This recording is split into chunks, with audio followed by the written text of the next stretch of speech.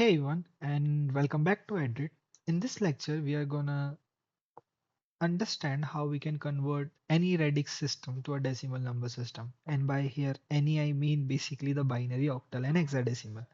So, how to do that conversion? So, what you have to do, you have to simply follow the following steps. So, the steps to follow. So, the steps which you are supposed to follow is step one. You have to write the positional number equivalent form of that number. If you are not aware about that, just consider watching the previous video of this series. Once you are done with that, what you have to do is you have to calculate the decimal equivalent from positional number format. Okay, let's try to understand this through an example. So we will first take a binary example, then octal, and then hexadecimal example. Let me take a random number in binary format, which is 1011. So here the radix r is equal to 2.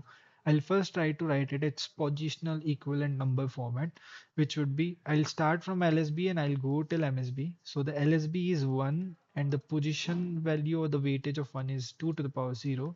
And then the next significant digit is also 1 and its positional value is 2 to the power 1.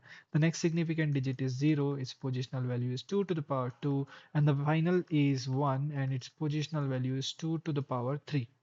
Okay, once I'm done with this, this is the step 1 is completed. Okay, and in the step 2, what I have to do is I have to calculate the decimal equivalent. So this is 2 to the power 3 is 8, so 1 into 8 plus 0 plus 1 into 2 plus 1 into 1. Now this comes up as 8 plus 2 plus 1, that is 11. Okay, so this is the decimal equivalent of this number. Let's try to take another example, an octal example. I'm taking 765 base 8.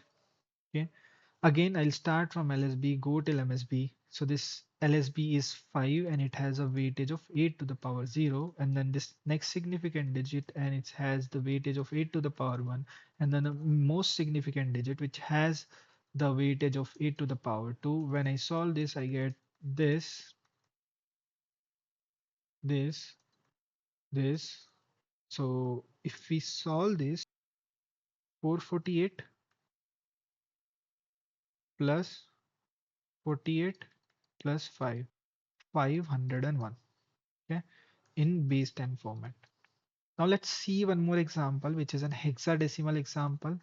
So I'll say AB9, the hexadecimal example. This is hexadecimal, so the radix is 16. So what I can write is this 9 is having a weightage of 16 to the power 0.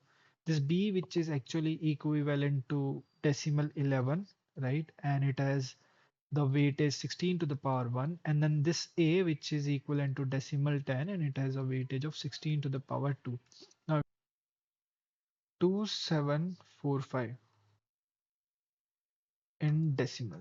So this is the decimal equivalent of this hexadecimal number. So decimal equivalent of this hexadecimal number. So what steps you have to follow? They are pretty simple. Simply first write it into the positional number equivalent format. Once you are done with that, calculate the things in decimal and you will have your answer like this or in the next slide. So this is all for today, all for this lecture. Thank you for watching this video. I hope to see you in the next one.